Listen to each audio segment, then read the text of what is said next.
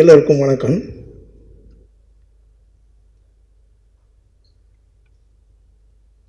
என்னுடைய முதல் படத்தை நான் பண்ணியிருந்தேன்னா, முதல் படத்தை பண்ணி 25 வருஷம் கழித்து இப்போ 2வது படம் பண்ணிகிட்ருக்கேன்னு வந்திருக்கும். நான் முதல் படம் பண்ணல, 7க்கு 2வது படம் தான் பண்ணேன். அந்த படம் பூவெல்லாம் உன் வாசம், ஆஸ்கார் ரவிச்சந்திரன் அவர்களுடைய தயாரிப்பில் அந்த படம்.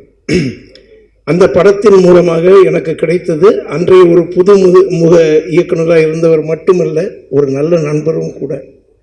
ஸோ படங்கள் பண்ணலன்றது இல்லாமல் இத்தனை ஆண்டு கழித்து, அதாவது 25 வருஷம் அவருடைய கேரியரில் முடிச்சுட்டு இப்போ தேசிங்க ராஜா 2க்கு நான் மறுபடியும் இசையமைக்கிறேன் அப்படிங்கிறத நான் ரொம்ப சந்தோஷப்படுறேன்.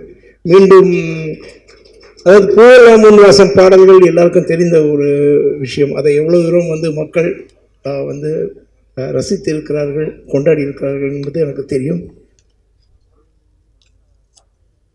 எனக்கு இந்த இடத்துல ஒரு சின்ன விஷயம் சொல்லணும். என்னென்னா, இந்த 25 ஏடில்ன்றது, அதாவது ஒரு இயக்குனராக இருக்கட்டும், ஒரு இசையமைப்பாளராக இருக்கட்டும், யாராக இருக்கட்டும், அவர் ஒரு படைப்பாளி இல்லையா? ஒரு படைப்பாளி. அப்போ அதுக்கு 25, 35 கணக்கு வராது. 85 வயசுக்கு தான் அவர் ஒரு ஹிட் படம் கொடுக்கணும். எந்த படைப்பாளியாக இருந்தாலும் அவங்க கொடுக்க முடியணும். So age is no bar for creation. So ஒரு என்ன சொல்கிறது, அந்த 25 தாண்டி வந்திருக்கக்கூடிய, அதாவது 25 இயர்ஸ், இட்ஸ் என்ன ஆல்மோஸ்ட் ஒரு குவார்ட்டர் ஆஃப் ஒரு லைஃப் டைம். அதை திரைப்படங்களில் இருந்து தான் நேசித்து தான் வளர்ந்த திரைப்படங்களில் வெற்றி படங்களாக கொடுத்து, அதுவும் எனக்கு தெரிஞ்சு அவர் பண்ணது எதுவுமே பெரும் பட்ஜெட்டில் எந்த படங்களும் பண்ணலை. அவர் பண்ணது எல்லாமே he has helped so many good producers come with good films, and he has given good films for the Tamil audience.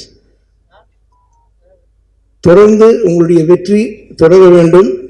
இந்த படம் மாபெரும் வெற்றி அடைய வேண்டும். இதில் நடித்த அனைவருக்கும், I think Vimal, I am doing a second picture for Vimal, and I wish all the technicians எல்லாருக்கும் என்னுடைய பாராட்டுக்கள்.